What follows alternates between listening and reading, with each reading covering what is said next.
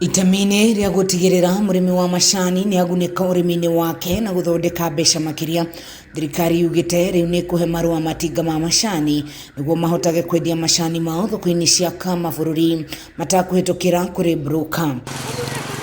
Minister wa urimi Mutahi wa KAGWE niwe waniriire ndeto ino hindi ya ukungwiri wa muthi wa macani thi yothe, akiuga njira ino ni kuhotithia murimi wa macani gwikira mbeca muhuko makiria.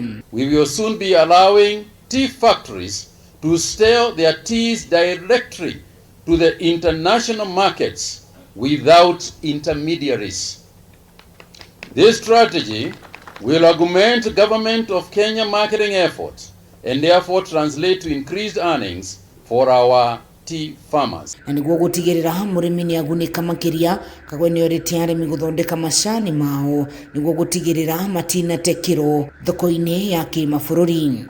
I want to particularly emphasize the support we are giving in terms of introduction of ICT and technology in the tea sector, the testing of soils, and commensurate supply of the adequate fertilizers for the area, the support through the tea board activities, and ensuring that the farmer aids with the majority of the money or most of the money that is sold in the international market.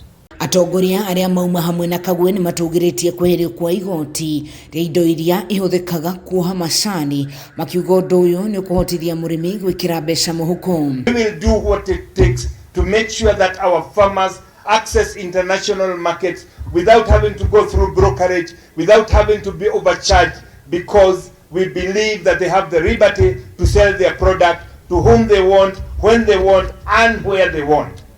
Packing teas at Dubai is 3 times cheaper than packing tea at Kenya, and that is why we even gone to Dubai. And you know that by going to Dubai, see, we lose jobs.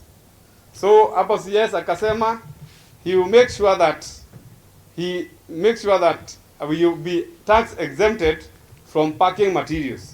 Anyiti itemi ni moritie mbeu njithi gwikuruhania urimi-ini uyu wa macani, kuona no gicunji gia 10% kia mbeu njithi mekuruhanagia na urimi uyu.